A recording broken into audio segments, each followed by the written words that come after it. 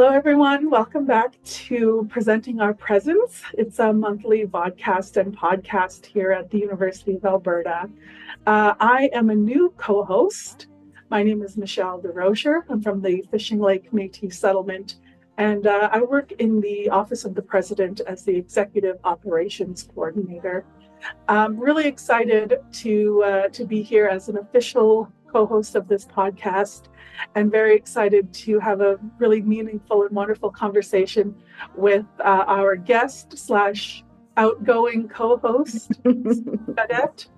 And of course, as always, our wonderful Kyle Napier is going to be with us as well.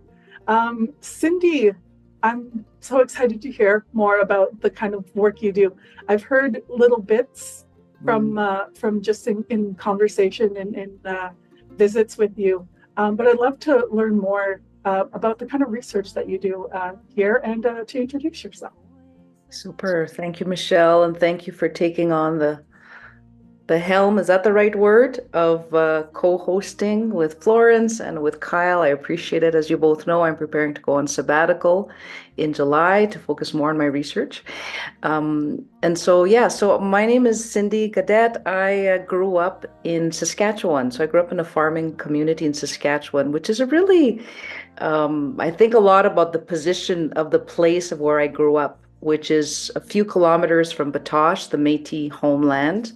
As most of you probably know where that region is, along the South Saskatchewan River, and the St. Laurent community, St. Louis community, and Bellevue, which has become a Francophone community with settlers coming into that area in the early 1900s. But originally, Métis people were really predominant on that land. And to the left is One Arrow First Nations community. So I often think about growing up really as a farm girl, as part of a farming community, and in proximity with all these different relations that I'm a part of. And so, yeah, and this morning I'm wearing my garden shirt that was a gift, because I often think about growing up in my mother's garden, and my mom is and continues to be really the foundational of who I am and of my research. And what brings me to my research, which as some of you may know, is really on keeoukaywin, on research methodologies, how it's connected to our kinship systems, and increasingly looking at how our methodologies are important to our health and wellness when we do research. And so, I came back home in some sense to this work. I was doing my doctoral studies at the University of Ottawa in the Faculty of Health Sciences, and I'd invited to be part of a research project with the Mushkegowuk people up in Moose Cree First Nations. And it's really at the big aha of my doctoral studies was really, it's all about visiting, and the graciousness of the Mushkegowuk people there. And they would refer to me as the one who's looking for her relatives. And so I became known in the community, oh, that's the one looking for her relatives, not the one doing research on their land-based projects or working on, she's the one looking for her relatives. And there was also a historical Métis settlement up in that territory. So I'd often go to the Hudson Bay Company cemetery and looking at cemeteries. I'm quite fascinated about cemeteries, visiting cemeteries, and as part of my work, and kind of sitting with those relatives, which I've learned from my own aunties that I've always tended to, that's those sacred spaces that we call cemeteries. So I'd often come home back and forth, and with the guidance of the elders, they'd say, come home to be grounded before you go into another community. So I'd come home to my mother, and I'd come home to the aunties, which has emerged as really an important part of my research, is the cultural role of aunties in our kinship system. And so when I returned to finish my doctoral, I was offered a position at the U of A, which was really an opportunity to come back out west and to return home, which I often speak about the importance of home in our research methodologies. Who are we? What's informed us? What are those values that shaped us? What are the struggles, right? What's our own business within our own home context?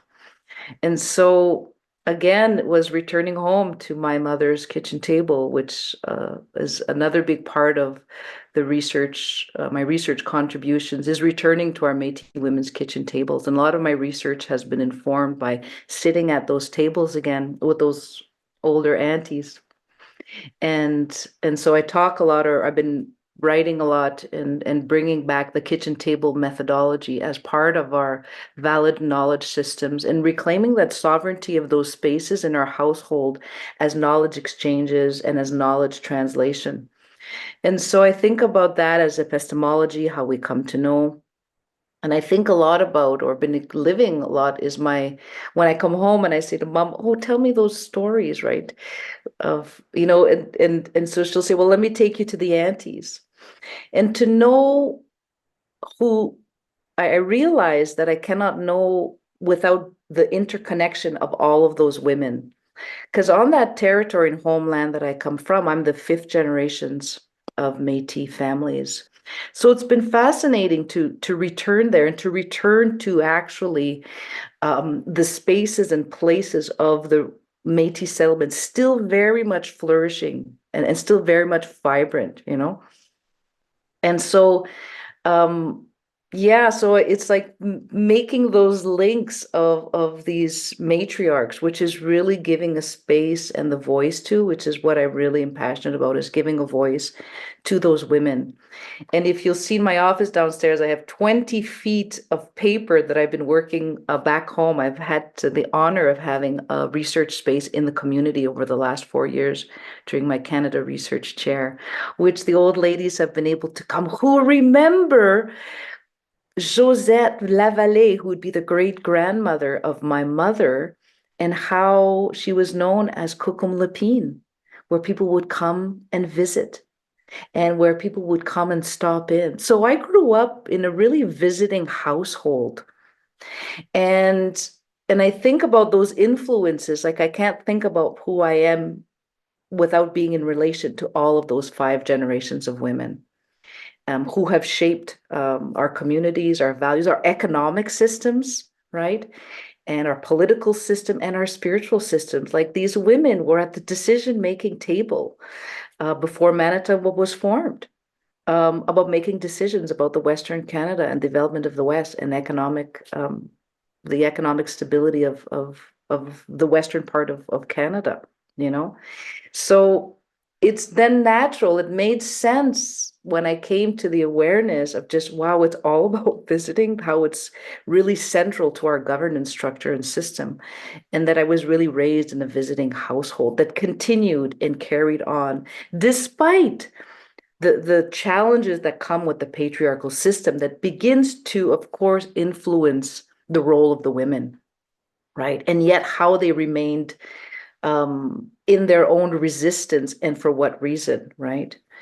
And so I've just recently finished publishing a chapter on, I begin as becoming sovereign, but informed by generations of Métis matriarchs. And I begin with my grandmother, because I needed a starting point. Who do you begin with, right? She leaves this world when I'm 12 years old. So I met with community, I met with family, I met with neighbors. Tell me about this epic woman, right? And therefore I realized, I can't know her without knowing Margaret, her mother, and who are the aunties, right?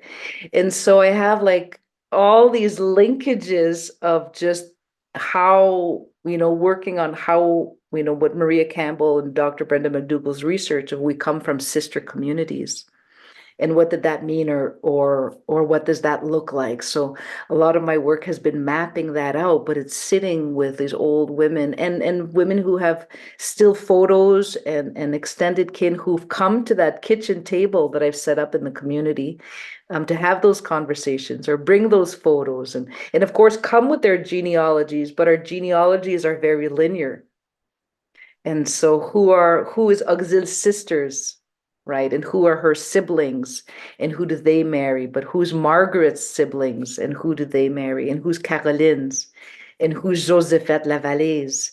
And who's, Harriet Brebner, which is on my grandfather's side, who comes from the Hogues, who comes from a very prominent family as well, right? So right now I'm focusing on the Lipine women, and again, it's like the epistemology of coming to know it's really mom who has taken me to the old ladies in the community, you know.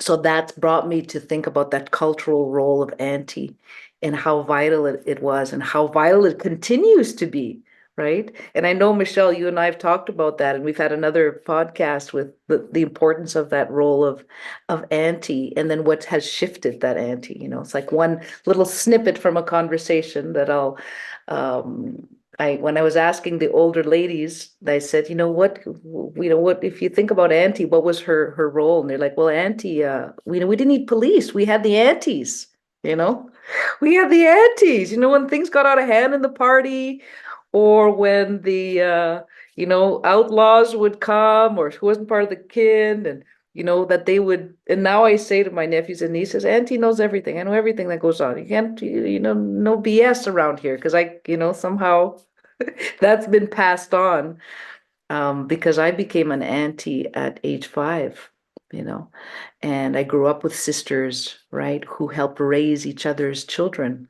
And again, so I'm marrying visiting aunties in my work, working with also Dr. Trudy Cardinal, where set up a visiting auntie lodge in a school, and seeing just that aunties taking up that place within those educational systems, And I've been blessed with many aunties, and yeah, so that's a little bit about kind of what I'm passionate about in my research, what inspires me, what I want to continue to focus on during my sabbatical. And now taking that 20-page of 5 generations of 5 family systems and somehow translating it in a way that's accessible to community, but also to future generations. That recent piece I wrote about, that I started with Auxil, my grandmother, is also people can add their own stories, right? It's like the visit doesn't end, and I think that's an important philosophy of keeoukaywin and the visiting way, that it doesn't end, right? And I think that's an important distinction to make. And POP is all part enacting that way of visiting. And increasingly, I write about the visiting way, but now I'm actually thinking I want to reflect more deeply about the way of visiting, the relational ethics that come with that, thinking about it from the lens of governance, and also what it's not, because like anything that we see when we put in writing as scholars, and how it gets picked up in different research. But I've been sitting with that word, and that word's been gifted to me, and it's just deepening that relationship with it within my own self, and what does it mean, and what's interrupted visiting, like the old ladies say, we don't visit anymore, so I'm curious about increasingly, like, what has stopped our visiting and what happens,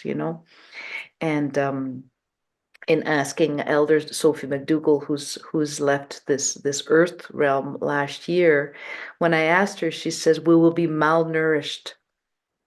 There will be a malnourishment if we stop visiting, or if we stop coming to our kitchen tables, And so I think about what that means, to the health and well-being of our own families and our own communities, when there is a hyper productivity, right? That kind of comes with being part of the academy, and just the busyness of life sometimes itself, where visiting becomes less and less, right?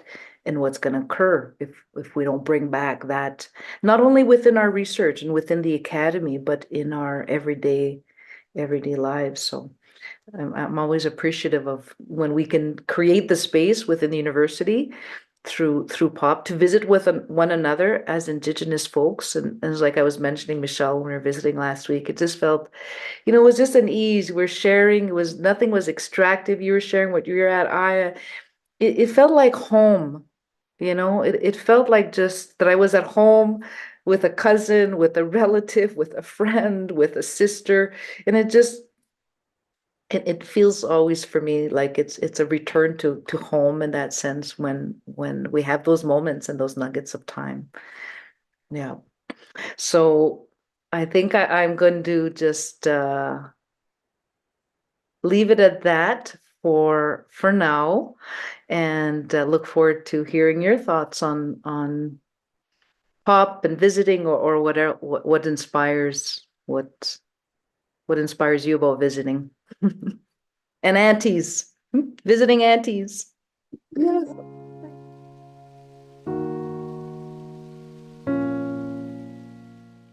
Thank you so much, Cindy. I didn't realize that your research was so familial, I guess. Like I think we think of research as being extractive, right? Like that's a big part of it, and the indigenization of research kind of pulls that back and says, no, no, no, you're not here to take, you're here to contribute, you're here to, be a part of this community. Which I've definitely seen over the last couple of years, that shift, especially, working in a university where it did often feel quite extractive, like as a student, 20 years ago when I was a student. We won't talk about how long ago it was. And it's so much different now. And it's so much more, like I said, familial. It just feels like family. It feels like community and connections. And you're doing this research in your community, in your home area.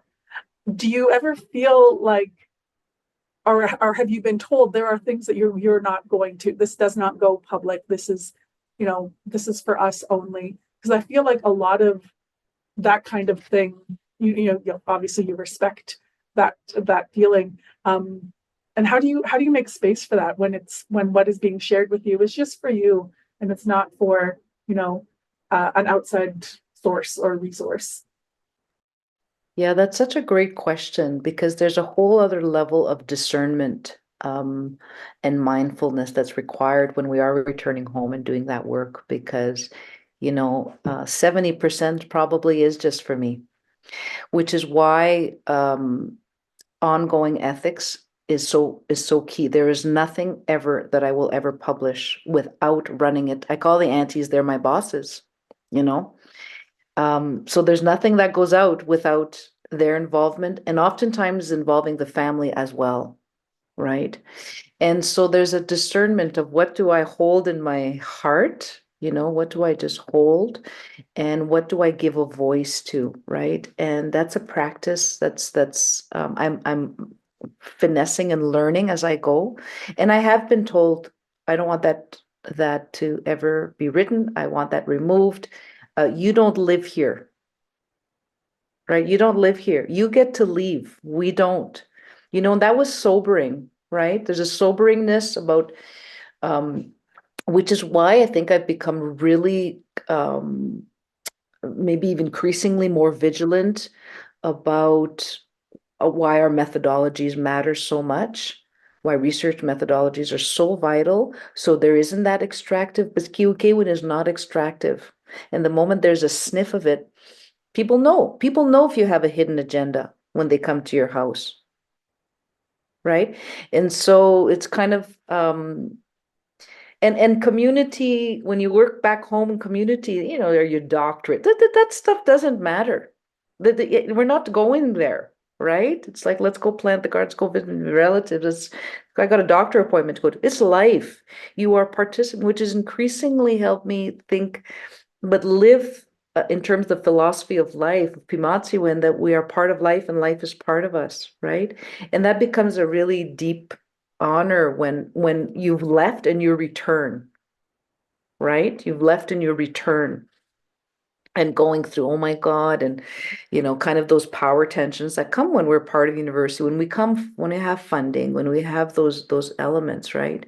And so the more that I participate in life, um, the more discernment I have, the more self-reflection I have, the more time it takes me to discern on what I do publish or write about, or how involved community is. Like, there was one project that I went to Doris's, and I had a book of cards that I had received, that I had gotten when I was visiting the Ainu women up in Japan.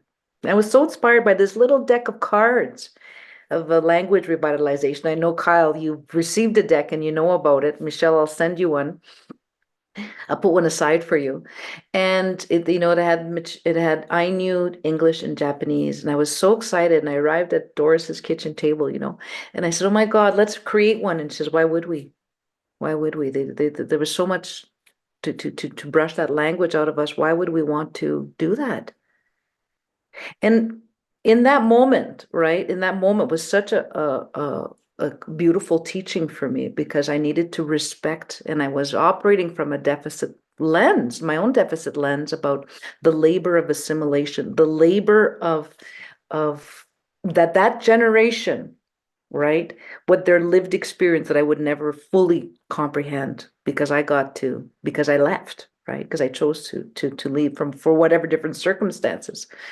Right, wrong, it's not about that. So this deep respect of a lived experience and a labor, that the generations of our matriarchs, that I come from, my mother also, she has, at one point, she says, "I never want you to publish that," and I stayed true to that. So you have to let go of what those academic expectations, but your own expectation about what a good researcher is and what we're required to do. So I think that discernment deepens because there is love that grows, because, as I always say, if it doesn't grow your heart, stay home. Doesn't grow your heart, stay home, because this is about the heart, and that growth of the heart, and that growth of relationship, because those relationships continue with or without the research, because we begin to love one another in a whole new way, because we're having deepened conversations about different things, or participating in each other's lives, as we would in our everyday life as Métis folks, right? So yeah, so it's a fine balance for sure, but it's ongoing checking in. Nothing 100% does not. And sometimes, those aunties, they'll just say pretty fancy words you're using. That's it. That's all they need to say to go get back to the drawing board, rein that in. Who are you writing for? Trying to be a fool of yourself? You know? And I love it. I'm so grateful for that, because I can, write and operate from a very head disconnected place within myself, and not being grounded in that place, or the stories and the very deep living experiences of what that people come from, right? So they're not interested in academic stuff, publications, right? So how to constantly be making it meaningful, which everyone benefits everyone, right? Yeah. Which is why I think research is shifting and needs to shift, right? And I know, Kyle, you've been involved in research in your own community, right? So how do you navigate kind of those, what's for you and what's to be shared, whether you have a recorder on or off, but they'll, and I know one time Mom said, "Don't tell her anything because she's going to write about it." And I thought, oh, okay, like you're being sloppy, like it's like, oh, so check yourself, right? It's a constant check, right? And then check in, and giving the contents. But yeah, oh no, I've been auntied, and I've been, and even some cousins have says, you're not here, so you can't write about settler colonialism with me in the sentence. We're married to settler folks. We're intertwined, our communities. Not everyone's examining critically settler colonialism, right? It's like, so you got to, it's like, yeah, it's keep your feet in your on the ground, and your heart in check, you know. So it's always like, why am I doing it? It's been through my entire doctoral studies, is really asking the why. Why is it important to me to give a voice to something? So it changes the writing also to speaking from that place, and checking in with all the folks or the family, extended family systems that are part of anything that I publish that involves community, right? Yeah. Yeah, it's a good question. I think we need more of that really deep critical thinking and reflection in the increase of Indigenous research coming to the forefront, Indigenous knowledge, our languages, our what we're publishing, and what gets then plucked out, right? And me being mindful to not do the same thing, right? Because it's easy to pluck in something. Yeah. Yeah, I think that's kind of what I expected. I expected there to be like some, well, you don't talk about what they don't want you to talk about. But I like the phrase you use of being auntied. So I've been auntied. I've been grandma'd. It's How loving to be auntied. Really? When I can do some auntying, it's there's a deep love and a trust there also, right? definitely, yeah. And that's my culture. That's how we grow up. Yes. And sometimes it hurts. There's a little pinch sometimes, like, I was just auntied. I've had that. That's happened I was just auntied, So like I said, I when we talked the last time and we talked about the shift. So I'm auntie now, and it was kind of like it kind of just Yes. happened, and I was like, oh my gosh, and like I have been an auntie for 17 years. Right. That's my eldest niece is 17, but I haven't felt like the role in my family changed until recently when I'm like, oh, I I'm not just, a member of this family that doesn't live here and just visits. Like, oh no, I'm now part of the group that makes those kinds of calls. That Right. what do we do? What is the decision making?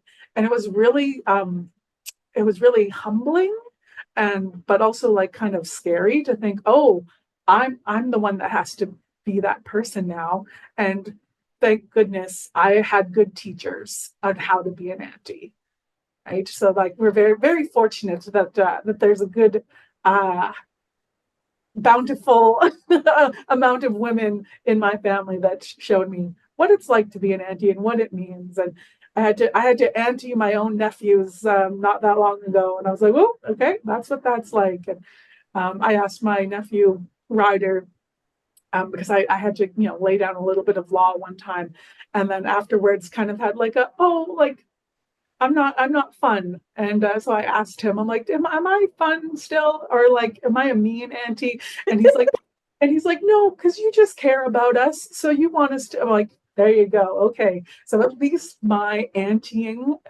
is being interpreted as uh caring, and like, not that I'm just there to just to be fun or just to be mean. Like he kind of sees that what the role of auntie is in our family.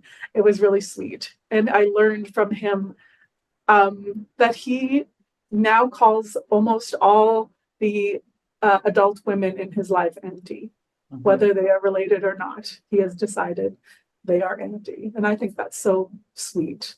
Like what a wonderful thing to put on to someone. Like, we're not related, you're not my family, but you are auntie, and I will call you as such. And I was like, that's, yeah, I remember doing that. I remember deciding, like, just my mom's friend, that was auntie now. And so that's kind of where he is right now. Like, oh, that's my friend's mom, but that's auntie. And it's like, oh man, like what a wonderful thing to be a part of. And I don't think it happens in big cities like this in Edmonton, where some kid's mom is not calling his friend's mom auntie, and it's like, oh, this is special. Like, this comes from somewhere else. Like, this is a special thing. And yeah, so it's just really really beautiful to hear that being auntied. Like, yes, we auntie and we are auntied. It's a great verb. Yes. What a blessing. And I'm currently working on a book, but we can do that next when we have it released, which is on the cultural role of aunties. And it's like it's like the continuity, Michelle, right? It's like imagine like what a blessing. We grow up knowing the older ladies were aunties, becoming auntie, and it's like this like, now I go to the aunties as my boss. Oh, I am right. And the self-evaluation, right? How am I doing? How am I doing? I know I had to just auntie you, but am I still cool? Oh, so Yeah, good. am I still cool? Like, am I still It's nice? so cool. Yeah, and especially because I don't live in community, right? Like I always want the experience that I have with the kids to be a good experience. And that time they were all being a little reckless. And so I just had to, you know, remind them that, you'd be safe out there and, take care of each other, that kind of thing. So it was like, ooh, that wasn't just fun auntie who brings, nice birthday presents and like, Like oh, the that was initiation into the stage, right? It's so lovely. There's a maturity almost, but yeah, still, God, we could do so. Oh my God, there needs to be a series of anti-books of all the different ways that looks like. yeah, And it excites me that to the every time I hear auntie, like for me, that's the music. The little ones, they call me auntie, auntie, auntie. So that song I say, sweetheart, is like the music to my ears. yeah, that's beautiful. I'm Mm. just going to throw it to Kyle here and see if he wants to contribute anything. For sure. So, I'm just reflecting on previous episodes. We were talking about the ethics of antihood, but we never talked about being antied. And so it's just so interesting to have that overlap. And Cindy, what a privilege to hear from you about that ongoing relationship, even with the term keeoukaywin. And as you were saying before, how you'd taken it from an approach of the visiting away, but now you're looking at the way of visiting.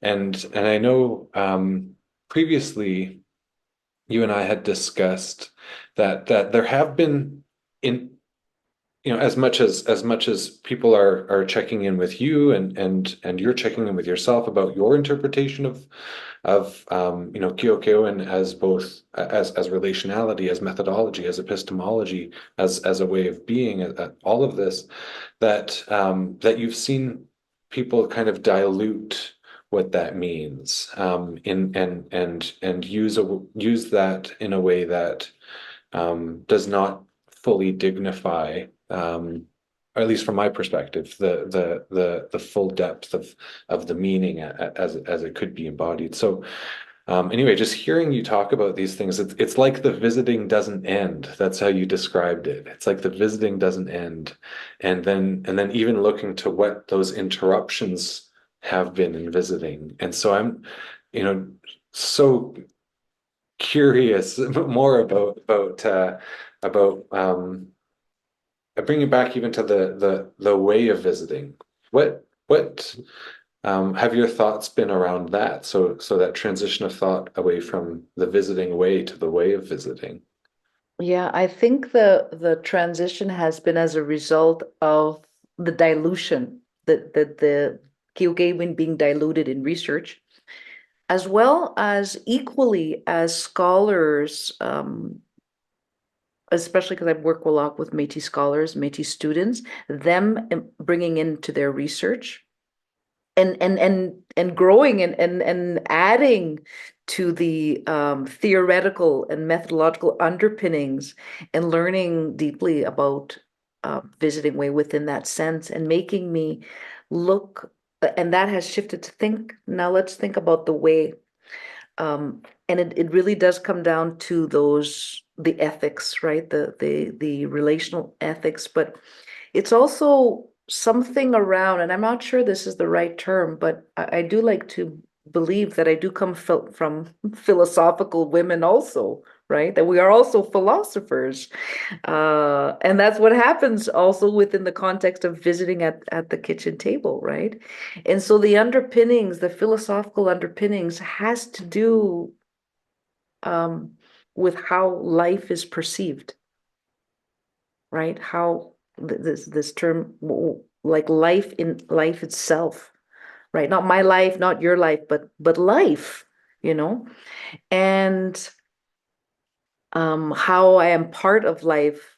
And this I've learned again back in community and with language holders and life is part of me, right? So therefore there's a philosophical underpinnings and belief system that is in us. It's in us, I realize, for generations and generations, right?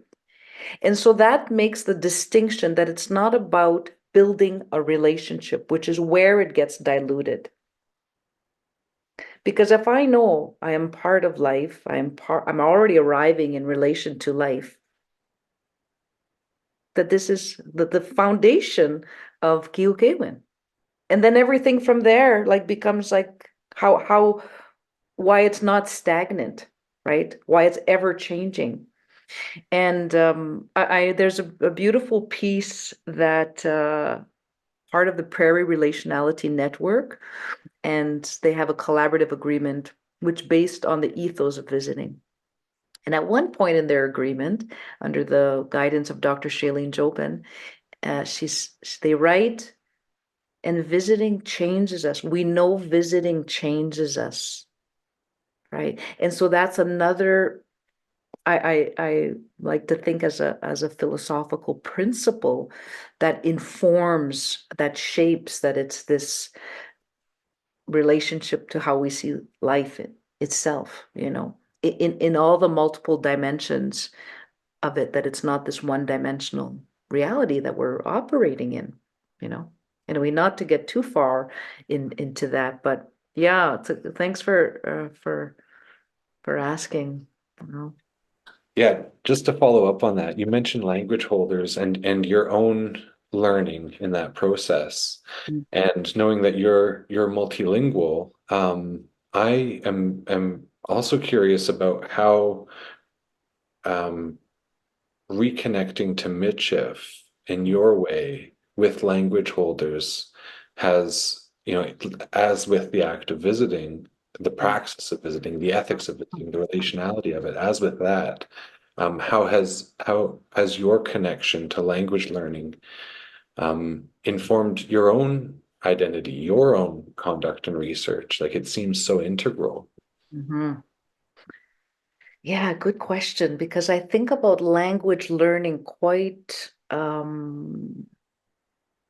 from again that perspective, or that lens of life itself. And that's really come with sitting with the aunties at their kitchen table, right?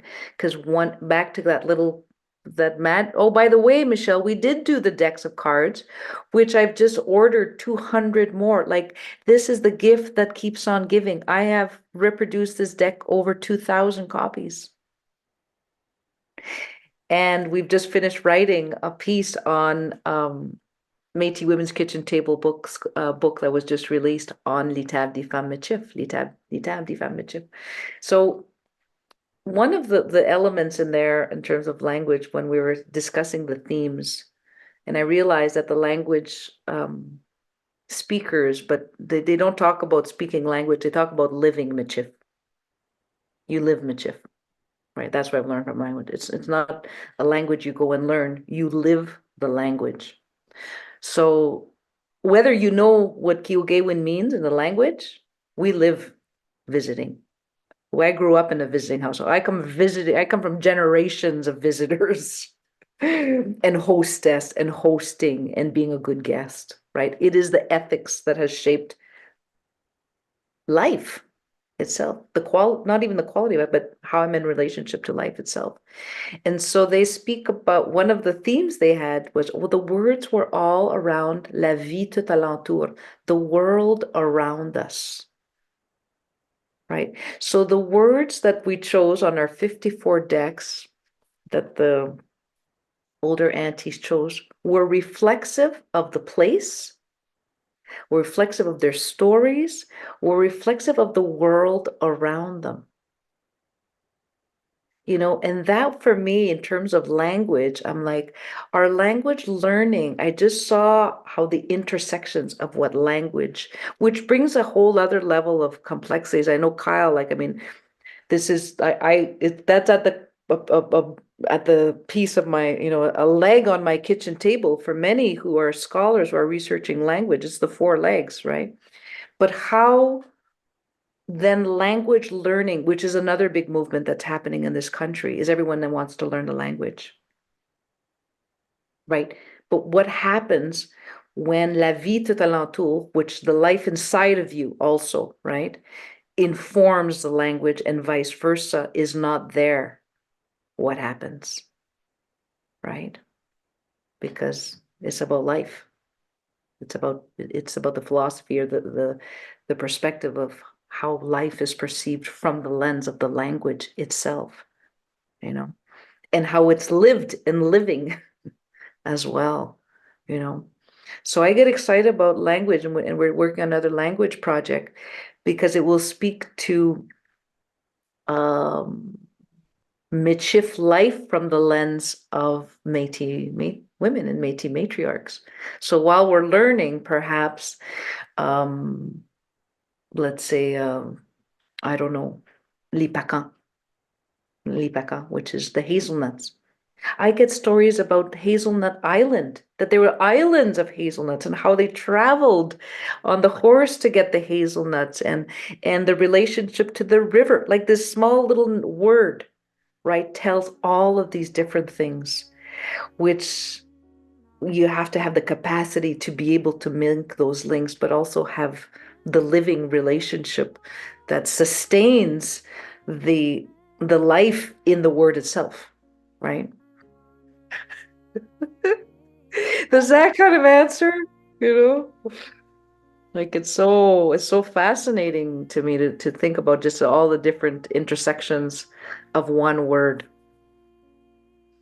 And when you go home or you go in a community or in a place where that language is living, whether you know you're speaking it or not, right? But what the spirit of the language is, you know, right? You just something, it's like doorways open up, you know. Not always comfortable doorways, but there's still an openings that occur when you've been auntied.